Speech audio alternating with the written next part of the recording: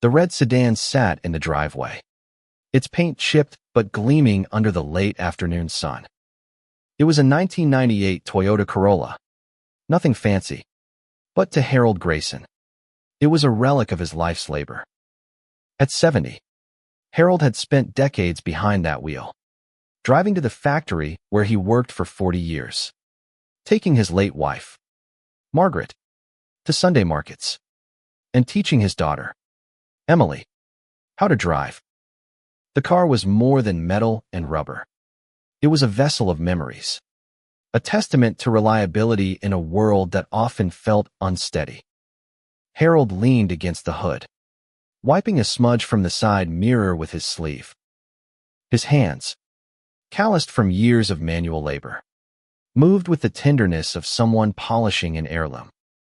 Emily, now 20, was due home any minute.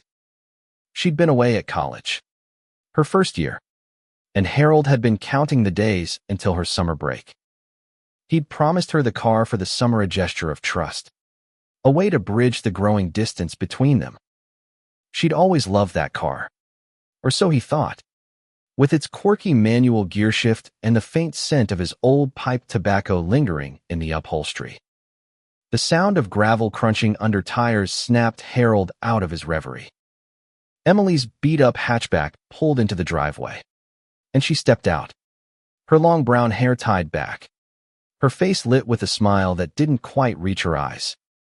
She was taller than he remembered, or maybe it was the way she carried herself, now shoulders squared, chin up, like she was ready to take on the world. Harold's heart swelled, but there was a pang, too, a quiet fear that she was slipping away from him. "Dad," Emily called, waving as she slung her backpack over her shoulder. "You didn't have to wait out here. Wanted to make sure you got home safe," Harold said, his voice gruff but warm. He gestured to the Corolla. "She's all yours for the summer, just like we talked about." Emily's eyes flicked to the car, and for a moment, Harold thought he saw a flicker of the old excitement, the way she used to beg for rides as a kid, her small hands gripping the wheel as he guided her through empty parking lots. But then her smile faltered, replaced by something unreadable. "Thanks, Dad," she said, her tone polite but distant. "I'll take good care of it." Harold handed her the keys, their fingers brushing briefly. "You'd better," he said with a chuckle, trying to lighten the mood. "This old girl's been through a lot with me. Treat her right. Okay." Emily nodded, pocketing the keys. "I will. Promise." That night, Harold lay awake in his too-quiet house, the absence of Margaret's soft breathing beside him a reminder of how empty the years had become. Emily was home, but she felt like a guest, her laughter rarer, her presence fleeting. He told himself it was just the way of things. Kids growing up, finding their own paths. But the car, that sturdy old Corolla, was his way of holding on, of giving her something solid to anchor their bond. He drifted to sleep, trusting her promise. The first week passed smoothly. Emily used the car to visit friends, run errands, and even took Harold to the hardware store once, the two of them joking about her shaky parallel parking. But then, small things started to shift. Harold noticed the car parked haphazardly in the driveway, one wheel on the grass. A new scratch marred the driver's side door, faint but unmistakable. When he asked Emily about it, she shrugged, saying, "It's just a car, Dad. It's fine. Just a car." The word stung, but Harold swallowed his irritation. She was young, he reasoned. She didn't understand what the car meant, not yet. He tried to talk to her about it over dinner, sharing stories of the road trips he and Margaret used to take. But Emily's eyes stayed glued to her phone. Her responses clipped. "That's cool, Dad," she'd say. Or, "Wow, that's old school." By the second week, The distance between them grew tangible. Emily was out late most nights, the car's engine rumbling into the driveway well past midnight.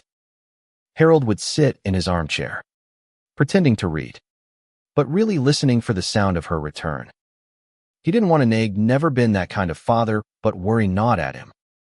One night, he found a crumpled fast food bag and an empty soda can on the passenger seat, along with a faint smell of cigarette smoke. Emily didn't smoke, did she? He couldn't be sure. We need to talk about the car," he said one morning, catching her before she rushed out the door.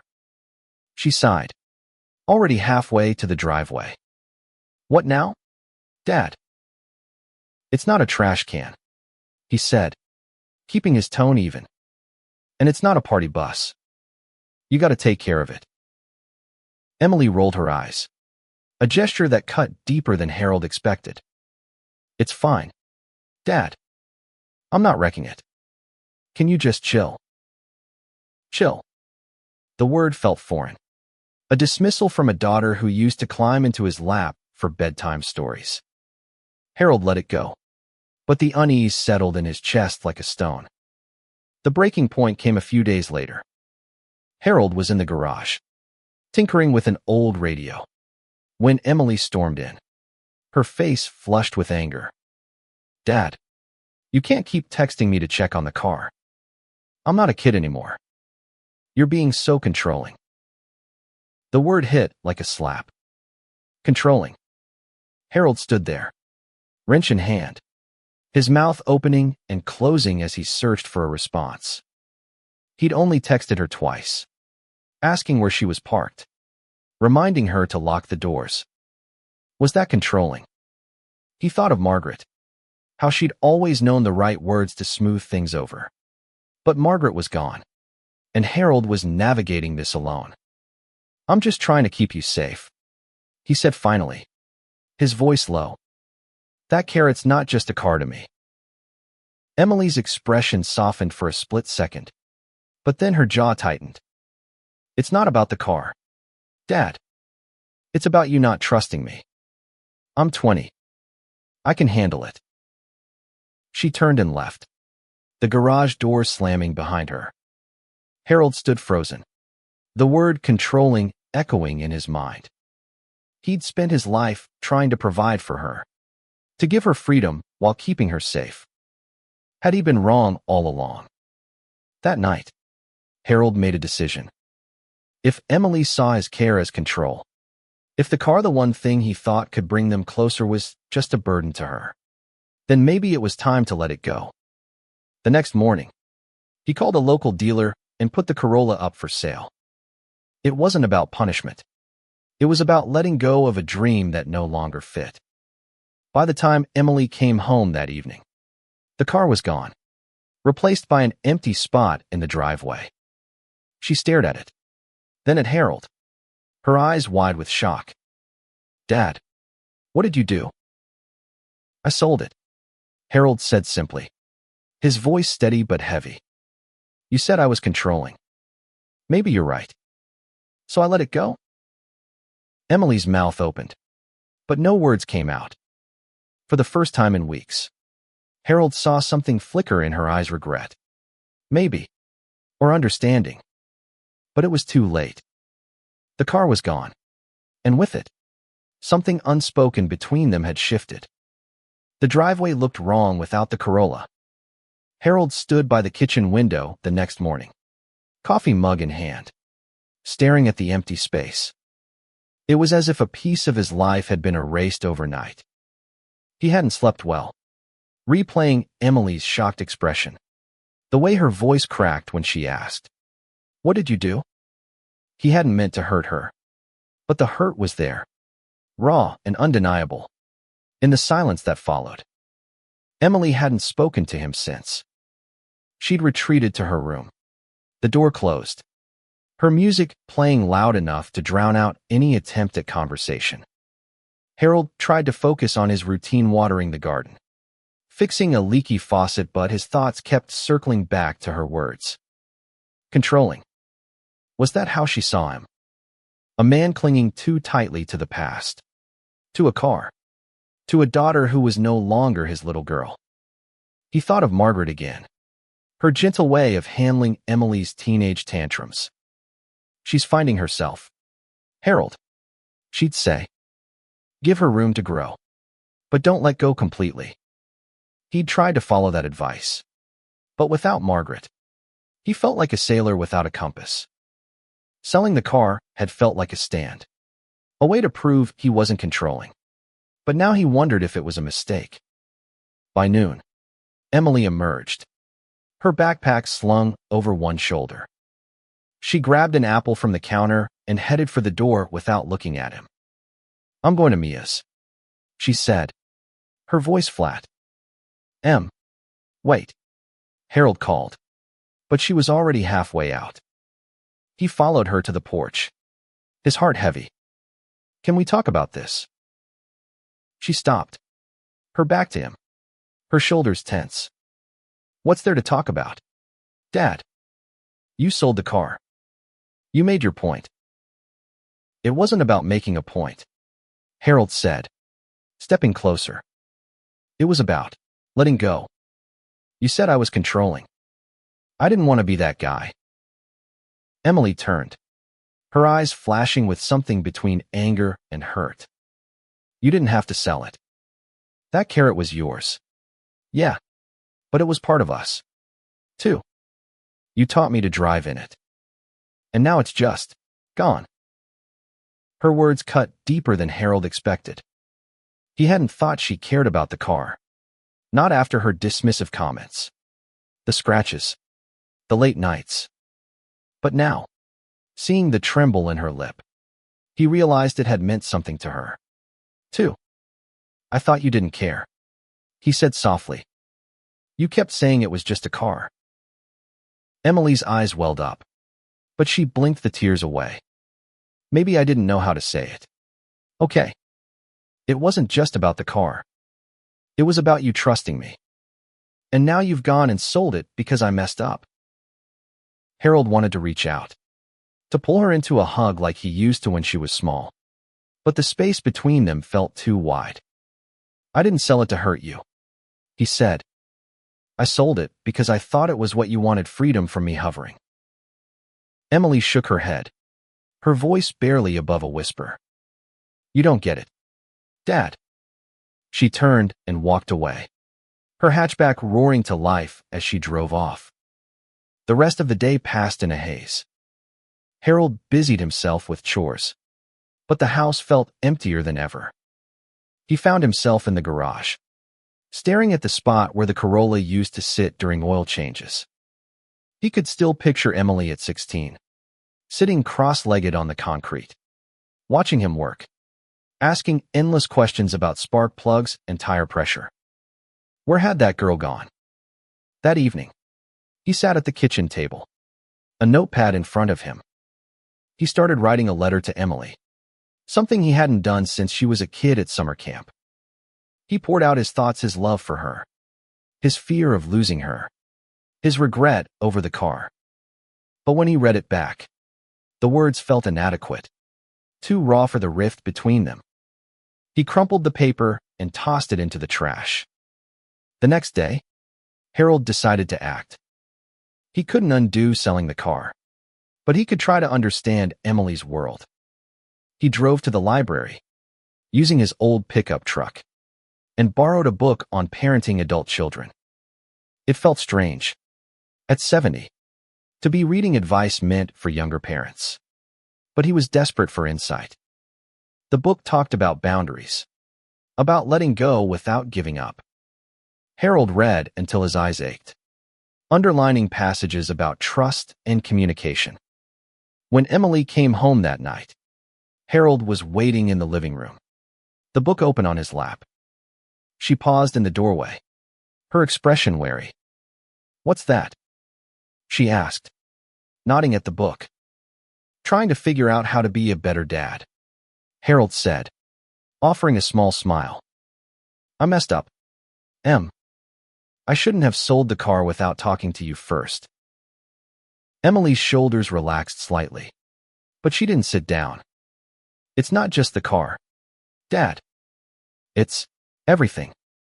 You're always so worried about me. Like I can't handle myself. It makes me feel like you don't believe in me. Harold nodded, the words sinking in. I do believe in you. More than you know. I see you growing up. And it scares me. I don't want to lose you. Emily looked away, her fingers fidgeting with the strap of her backpack. You're not losing me, Dad. But you can't hold on so tight. They stood there, the silence heavy but not hostile. It was a start. Harold thought a crack in the wall between them. He didn't know how to fix it all, but for the first time in weeks, he felt a glimmer of hope. The days following their conversation were tentative, like walking on a frozen lake, testing each step for cracks. Harold tried to give Emily space, resisting the urge to check on her every move. It wasn't easy. His instinct was to protect, to guide. But the parenting book had been clear: adult children needed autonomy, not oversight. He started small, asking about her day over breakfast instead of her plans for the car she no longer had.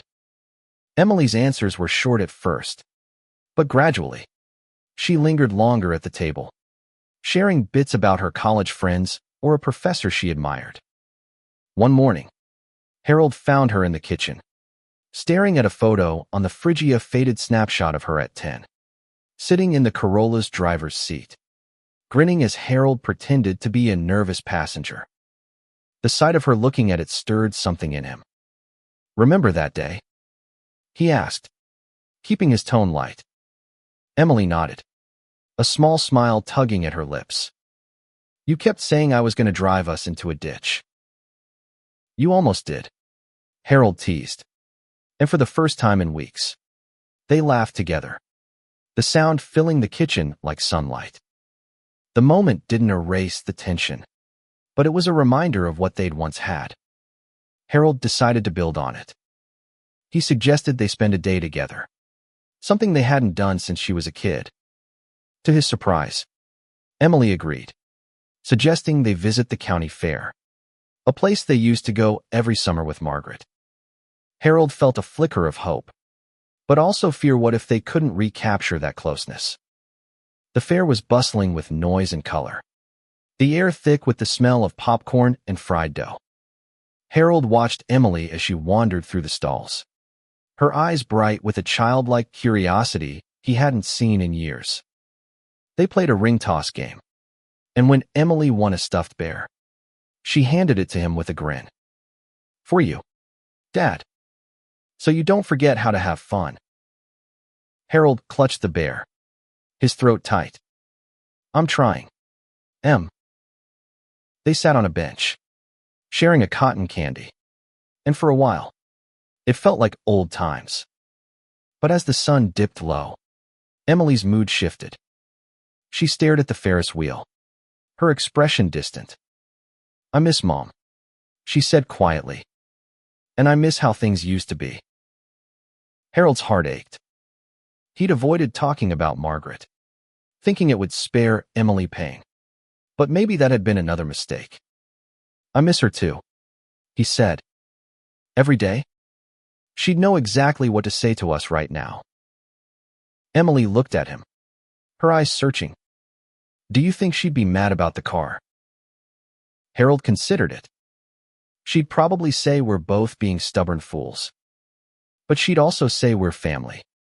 And family figures it out. Emily nodded, her gaze softening. I'm sorry I called you controlling. I didn't mean it. I want to be my own person. You know. I know, Harold said. And I want that for you. I just don't always know how to let go. They didn't solve everything that day, but the fair marked a turning point. Emily started spending more time at home, helping Harold in the garden or watching old movies with him. Harold, in turn, tried to listen more, to ask questions instead of giving advice. It was slow, awkward progress, but it was progress. One evening, Emily came home with a small gifted keychain with a tiny red car charm. Found this at a thrift store, she said, tossing it to him. Thought it might remind you of the Corolla. Harold turned the keychain over in his hands, his eyes stinging. It's perfect, he said. Thank you. As summer wore on, Harold began to see Emily not just as his daughter, but as a young woman with her own dreams and fears. He still worried about her safety, her future, but he tried to trust her, to believe she could handle the road ahead. The empty driveway still hurt, but it was a reminder that letting go didn't mean losing her. It meant giving her room to grow, just as Margaret had always said. By midsummer, the rhythm of the house had shifted. Harold and Emily were finding their way back to each other, not through grand gestures, but through small, quiet moments, a shared joke over breakfast, a late-night talk on the porch. The absence of the Corolla still lingered, like a missing tooth, but Harold was learning to live with it. He'd sold the car in a moment of hurt, but now he saw it as a catalyst, forcing them to confront the distance that had grown between them. One afternoon, Emily came home with a plan. Dad, I've been thinking, she said, sitting across from him at the kitchen table. I want to buy a car. My own car. I've been saving up for my part-time job, and I think I can afford something used. Harold raised an eyebrow, surprised but intrigued. You sure about that? It's a big step. I know, Emily said, her voice steady. But I want to do this. For me. And maybe to show you I can be responsible. There was a vulnerability in her words, a plea for his trust. Harold nodded, his chest tightening with pride. All right. Let's look at some options together. They spent the next few days scouring online listings and visiting used car lots. Harold watched Emily negotiate with dealers, her confidence growing with each test drive. She asked him questions about engines and maintenance, and he answered patiently, careful not to take over. It was a delicate balance, being there without crowding her. One evening, they found a 2005 Honda Civic, silver, with a few dings but a solid engine. Emily's eyes lit up as she slid into the driver's seat, her hands gripping the wheel. What do you think, Dad? She asked, glancing at him. Harold inspected the car, checking the tires, the oil, the brakes. It wasn't the Corolla, but it was sound. It's a good one, he said. If you want it, I think it's a smart choice. Emily grinned, a real smile this time, and Harold felt a warmth he hadn't in months. She bought the car the next day, using her savings and a small loan from Harold, which she insisted on paying back. As they drove home, Emily in her new Civic and Harold in his pickup, he realized this was what letting go looked like, not abandonment, but trust.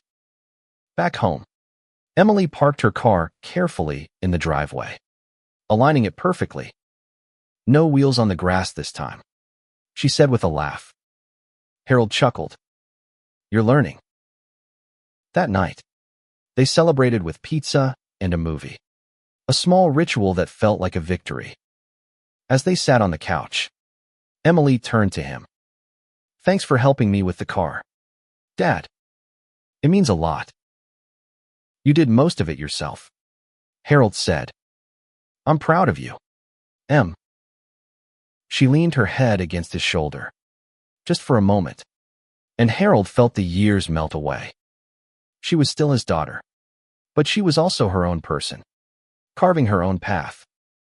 The Corolla was gone, but maybe that was okay. They were building something new.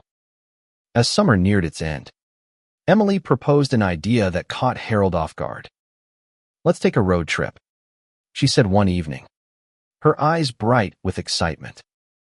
Just you and me, in my new car, like we used to with Mom. Harold hesitated.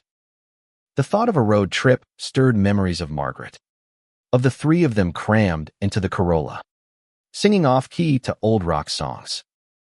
But it also stirred fear: could they recapture that magic? Or would it only highlight how much had changed? Where to?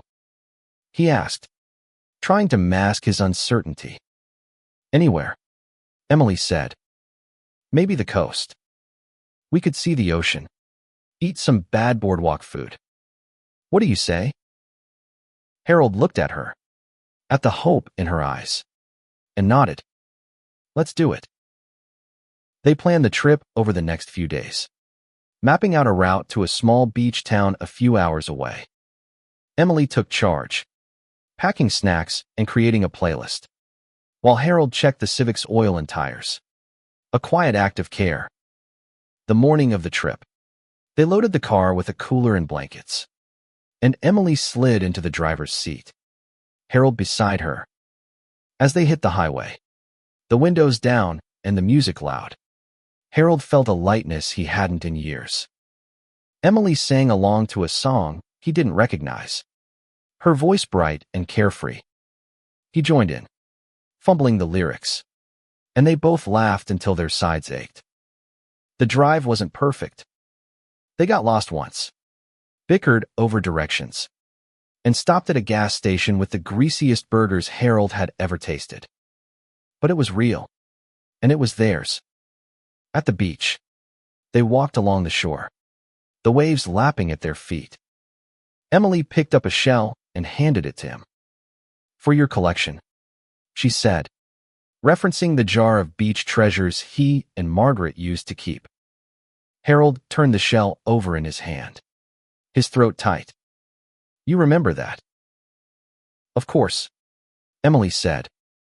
I remember everything. They sat on the sand, watching the sunset, and talked about things they hadn't in years. Margaret's laugh, Emily's college plans, Harold's fears of growing old alone. It wasn't all resolved, but it was honest, and that was enough. On the drive home, Emily glanced at him. I'm glad we did this, Dad. I know I've been difficult, but I love you. I love you too, Em, Harold said, his voice thick. Always will. The road stretched ahead, lit by the Civic's headlights, and Harold felt a peace settle over him. The Corolla was gone, but the road they were on now was theirs, paved with trust and time. The road trip lingered in Harold's mind long after they returned home. It wasn't just the ocean or the laughter, it was the realization that he and Emily could still find each other, even after the hurt, even without the Corolla. But as Emily prepared to return to college, Harold felt a familiar ache. Summer was ending, and with it, the fragile bridge they'd built. Would it hold when she was hundreds of miles away? He tried to stay busy, tending to his garden, fixing up the house. But the quiet moments were the hardest, when the absence of the Corolla and the impending absence of Emily felt like twin losses. He found himself revisiting the parenting book, its pages now dog-eared, searching for ways to keep their connection strong. One evening, Emily came to him with a proposal. Dad, I was thinking, she said, sitting on the porch swing. What if we make the road trip a tradition? Every summer, you and me, wherever the road takes us. Harold's heart lifted. You'd want that? Yeah, she said, smiling. I mean, I'm going to be busy with school, but I don't want to lose this. Us. They spent the evening planning next year's trip, tossing around ideas: maybe the mountains, maybe a national park. It was a promise, a tether to hold them together across the distance. Harold felt a weight lift. Not entirely, but enough to breathe easier. The day before Emily left for college, she helped him clean out the garage, a task they'd been putting off. They found an old box of Margaret's things: photos, a scarf, a notebook filled with her neat handwriting. Emily held the notebook, her fingers tracing the pages. I miss her so much, she said. Me too, Harold said. But she's still with us. In her own way. In you. Emily hugged him. A real hug. Not the fleeting ones of the past. I'm sorry about the car. Dad. I should have taken better care of it. I'm sorry too, Harold said. I shouldn't have sold it. But we're here now. And that's what matters. They finished the garage, sorting through memories, keeping some, letting others go. It was a small act, but it felt like healing. When Emily drove off the next morning in her Civic, Harold stood in the driveway, waving until she was out of sight. The emptiness was still there, but it was softer now, tempered by the knowledge that they'd found their way back to each other. Fall arrived, and with it, a quieter house. Harold adjusted to the rhythm of solitude, finding comfort in small routines: coffee at dawn, tending his garden, volunteering at the community center.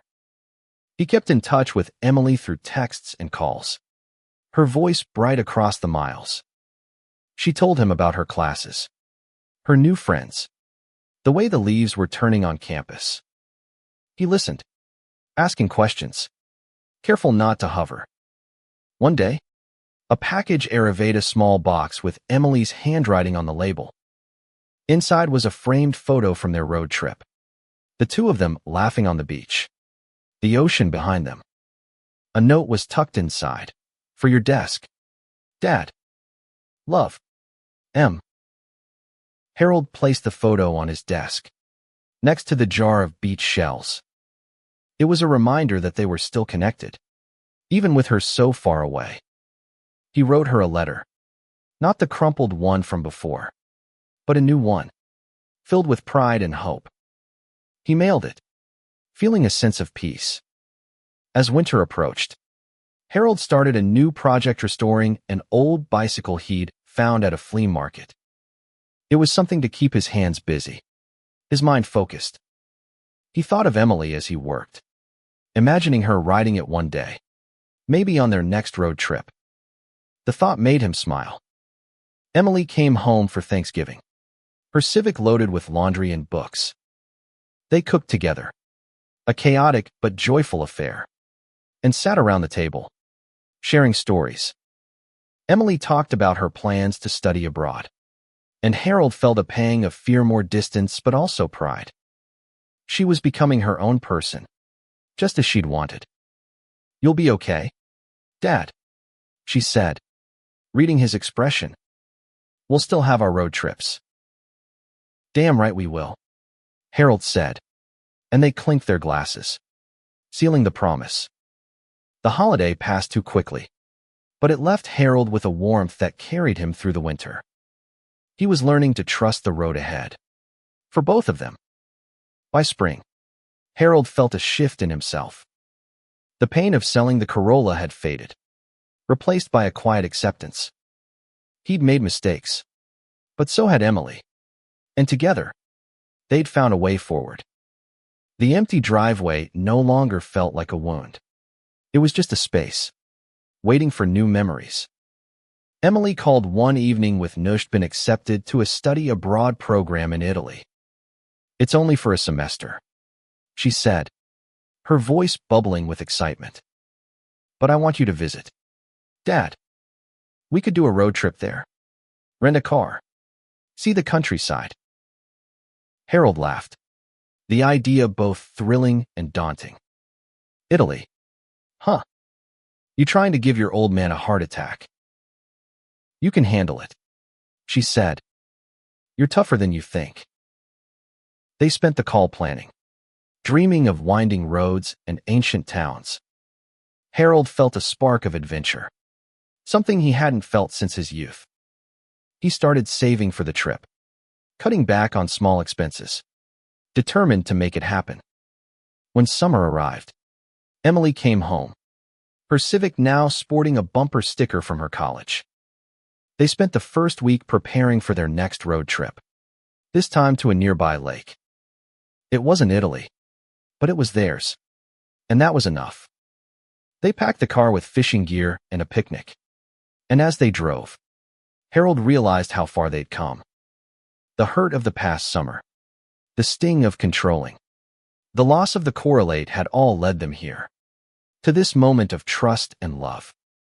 At the lake, they sat on a blanket, watching the water ripple under the sun. Emily leaned against him, her voice soft. "I'm glad you're my dad," she said. "Even when we fight, I know you're always there." Harold's eyes stung, but he smiled. "And I'm glad you're my daughter. Em. Always will be."